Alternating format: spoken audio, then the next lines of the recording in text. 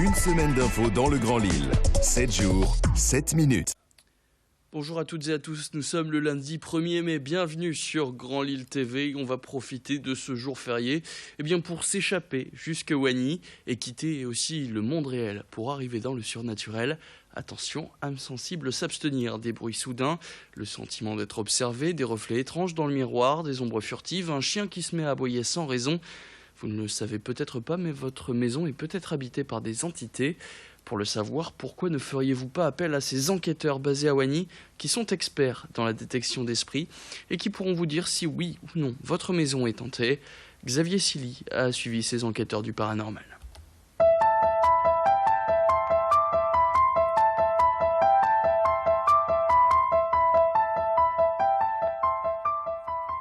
Entrer dans l'au-delà n'est pas sans risque. À Wany, Chris et Martine sont devenus depuis 2012 des enquêteurs du paranormal. Les particuliers font appel à eux pour comprendre des phénomènes étranges qui viennent les perturber la nuit. Le couple de chasseurs armés de leurs radars et autres appareils enregistreurs organise aussi des enquêtes en groupe pour permettre aux curieux et à ceux qui ne croient pas aux fantômes de leur prouver qu'ils seraient bien là, avec nous. L'inconnu fait peur. Alors c'est vrai qu'il y a des personnes qui ne dorment plus du tout la nuit. Parce qu'il y a des bruits, parce qu'ils sentent que les draps bougent, les portes se ferment. Ça arrive très fréquemment. Le problème, c'est qu'ils ne savent pas ce qui se passe. Ils se doutent, évidemment, qu'il pourrait s'agir de quelqu'un d'un esprit. Ils le savent en gros, mais eux, ce qu'ils veulent, c'est la preuve. Donc nous, quand on nous appelle, on fait tout le nécessaire pour vraiment leur prouver que oui, il y a quelque chose. Ne fais pas partir les esprits. Déjà, à la base, s'ils n'ont pas envie de partir, s'ils ont envie de rester là, ils restent là. Je veux dire, on n'est pas là pour les chasser. Présence d'esprits qui n'ont pas accepté leur décès, ou de traces de morts violentes dans différents endroits. Les apparitions se seraient manifestées en nombre auprès de Chris et Martine, comme lorsqu'ils ont pu rencontrer ce mineur dans un puits abandonné.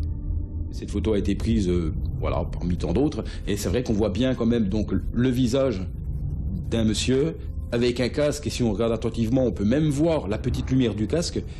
On voit bien ses épaules, donc les bras, et on voit bien donc, la jambe gauche, ce qui semblerait être la jambe gauche, la jambe droite qui est pas très nette, mais qui semble être là. Voilà, pour nous, ça, c'est indiscutable.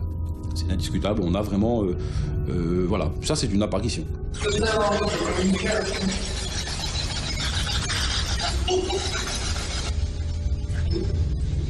Le duo suscite l'intérêt de ceux qui veulent aussi découvrir ces phénomènes étranges. Ils accompagnent alors les sceptiques, comme ceux qui croient au paranormal lors de visites dans des lieux historiques ou des bâtiments abandonnés.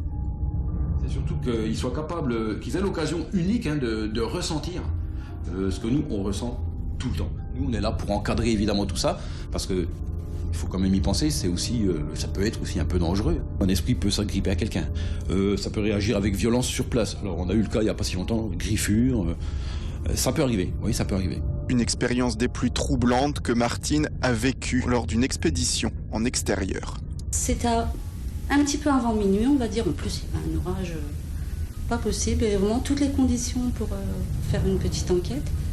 Et puis, j'étais assise au bord de la rivière, séance PVE, avec mon enregistreur numérique, mon détecteur EMF. Et puis, à un moment donné, je pose une question et je sens comme une main qui vient au niveau de l'épaule et qui redescend. Vraiment une pression. Âme sensible, s'abstenir. Et pour les plus téméraires, Chris et Martine se chargent de vous ouvrir les portes dans l'inconnu.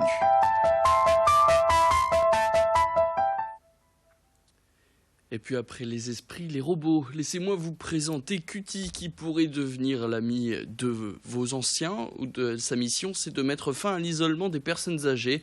Et à la base de la conception de ce petit robot, la société roubaisienne Yumi, ils ont développé cet outil révolutionnaire qui utilise la reconnaissance vocale et faciale de son propriétaire qui n'a plus qu'à lui faire part d'un souhait pour une activité par exemple, et le robot se charge de mettre en connexion avec des personnes à distance, des volontaires ou encore des professionnels, et tout est possible. Le robot peut aussi être géré à distance. Les enfants et petits-enfants vont pouvoir se promener dans une pièce comme s'ils étaient là avec le logiciel à mi-chemin entre Skype et Siri. Alors pour l'instant, ce robot est encore un prototype. Il sera en phase de test dans une vingtaine de foyers au mois de juin. Et contre 60 € par mois, il sera disponible sous forme d'abonnement au mois de septembre, si tout se passe bien. Clotilde Leguévac a rencontré Antoine Bataille, le fondateur de l'entreprise Yumi, et qui lui a présenté le fonctionnement de ce petit robot révolutionnaire.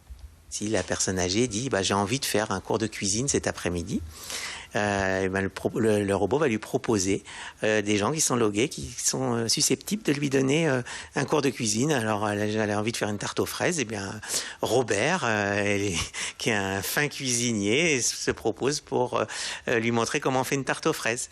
Alors ils vont prendre rendez-vous, et par exemple pour 15h cet après-midi, et 10 minutes avant le rendez-vous, le robot revient près de la personne âgée et lui dit: est-ce que vous êtes prêt pour votre rendez-vous? Et à ce moment-là, une visio s'installe entre Robert et la personne âgée, et puis ils vont passer un moment dans la cuisine ensemble à faire leur tarte. Et puis on termine ce flash avec la fourrière de Pécancourt et sa règle d'or ici, aucune euthanasie. L'association SOS Animaux recueille plus de 50 chats et 50 chiens, animaux qui sont entourés d'une quinzaine de bénévoles qui s'investissent pour s'occuper de toute la journée. Et avec l'argent des dons qui leur est envoyé, ces bénévoles payent les soins vétérinaires dont les animaux ont besoin, soit un budget de 180 000 € à l'année, car cet asso ne perçoit aucune subvention. Que les animaux soient accidentés de la route, abandonnés ou maltraités, l'association fera tout pour leur éviter la piqûre fatale. Si cette histoire vous touche, sachez que vous pouvez effectuer un don financier ou en nature à cette association en prenant contact via leur site internet sosanimauxpécancourt.com. Mais vous pouvez aussi visiter le refuge et demander l'adoption des animaux qui s'y trouvent en fonction de leur état de santé. Bref, un refuge qui n'est finalement pas comme les autres. Écoutez l'interview de la présidente de l'association au micro de Clotilde Le Guévac. On est fourrière, on a des conventions avec certaines communes.